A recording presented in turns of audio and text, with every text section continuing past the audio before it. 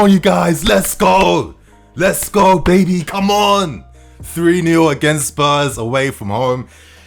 This is the performance you want to see. Wow. For me, I think ultimately this win probably goes to Thomas Tuchel because he made the right tactical decision in the second half, which completely transformed the game for us. It put the agency back in our hands.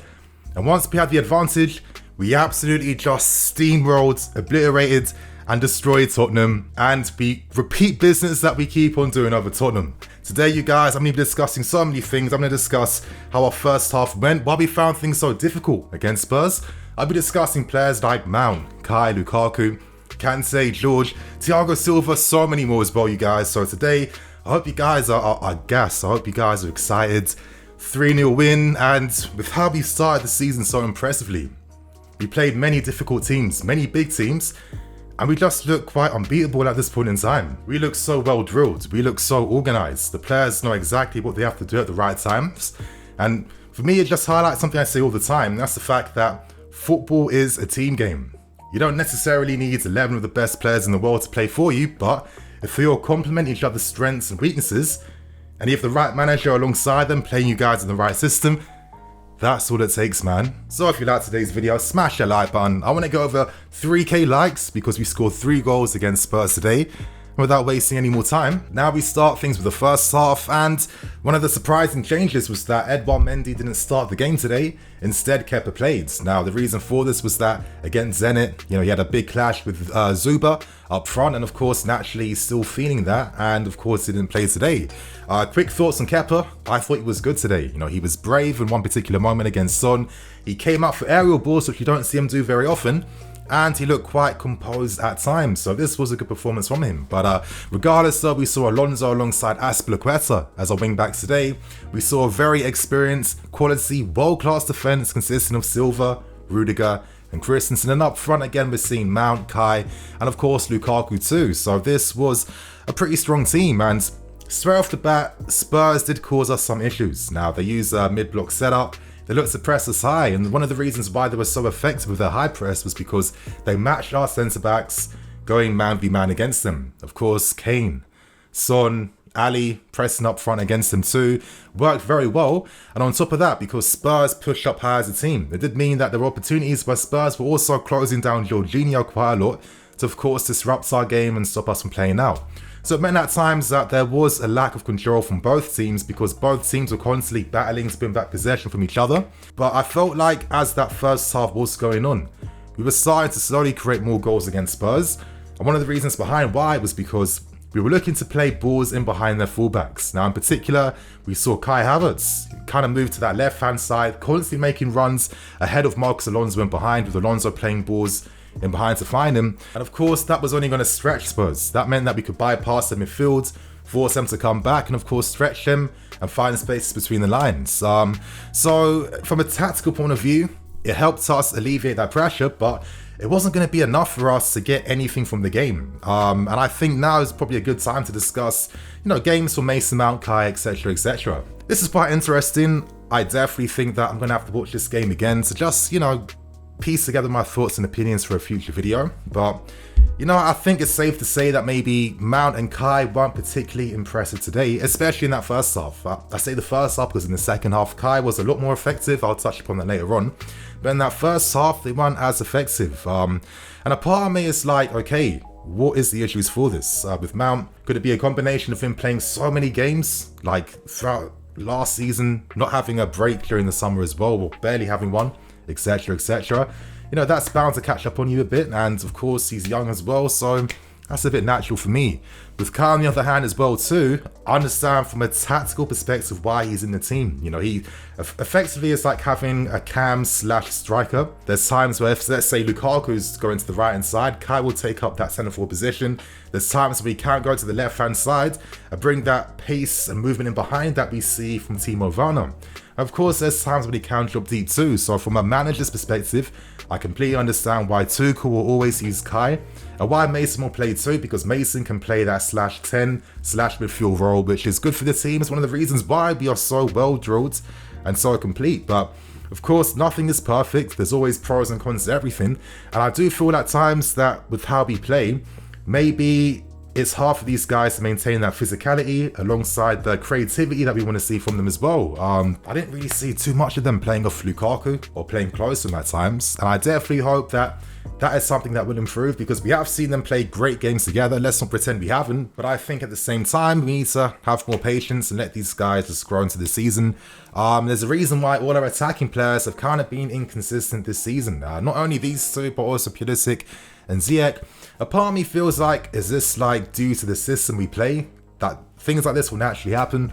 I got to see more of our games first before I can have like a concrete opinion on that. But regardless, you guys, though, I don't know, there was moments where, let's say, Kai's finishing in the first half wasn't great. There was like a cross from Mount which found him, and his first touch opened the space up for the shot was quite poor. There was another time where Azpilicueta had like got forward really well, headed the ball back into his path, and he like didn't connect with the volley.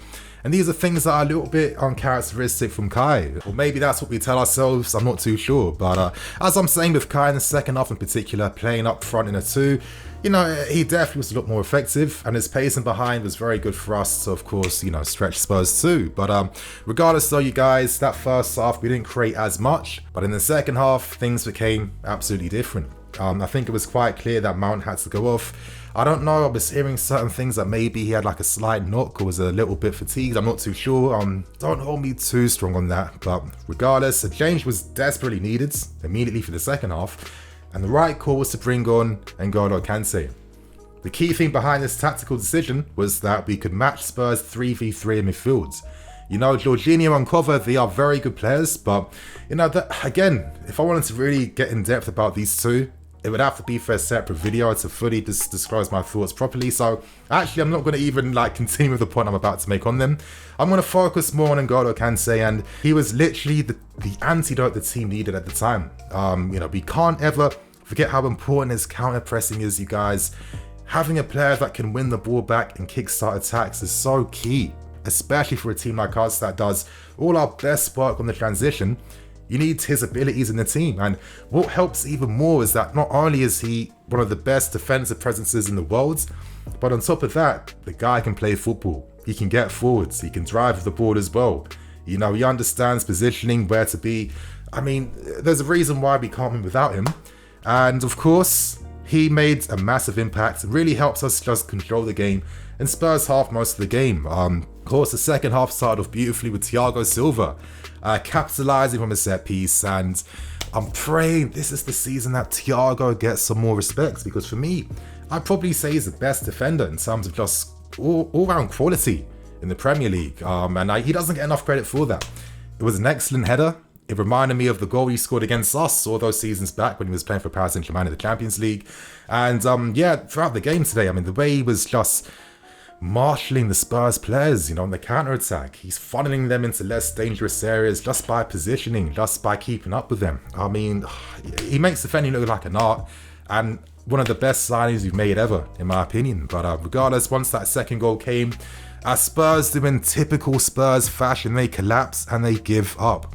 We've been there, we've done that, we've seen it before, and unsurprisingly, we get the second goal, which comes from fortunately we create for ourselves. Now, throughout the game, especially in that first half, there were many opportunities where, you know, there was time to take a shot from distance to test the keeper. And I felt like players were just too hesitant for most of the game in these areas, and it's just like, yo, the space is here, take advantage, take your shot. Thank God, Kante comes on, he does that, and of course, the deflection is a mad one, but you force your luck. You force your luck, it's that simple, and once it went to 2-0, the game was done and dusted. Spurs, their changes did absolutely nothing to help them get back in the game. They were just playing far too deep. They weren't really connecting too well with Kane. The distances were far too big, and naturally, as the game was going on, we were seeing Rudiger bombing forward more. We were seeing Azpilicueta and Christensen getting forward as well too, and we really put even more pressure on Tottenham. Like I was saying earlier, that switch to a 3-5-2 was definitely key, and you know, the role that Kai was playing too was very interesting, playing a lot closer to Lukaku, you know, playing off of him, running down the flanks on the left hand side and the right hand side as well, and looking to assist him. It was no surprise that that front two, alongside our midfield and our wing backs, was going to help us just win that midfield battle. And after that, it literally became a case of, when will we get this third goal? Now, Tuchel finally introduces Timo Werner to play alongside Lukaku. I mean, we saw that in the first game of the season, but you know, it's been a few games now, and we haven't seen Lukaku or Werner play as many games together. We got some small glimpses of what could be the case. I was really tweeting like, yo, you know, with Werner, I don't want him playing down the left-hand side. You know, Kai can do that. Many players are running behind. I feel like it got inflated more because the rest of Werner's game just hasn't been as good as we expected. But playing closer to Lukaku, playing off of him, this is something where maybe we can learn some new things about Timo Werner, because this is like really suits how he played at RB Leipzig. Of course, we saw some demonstrations of the movement in behind, attacking the spaces in behind.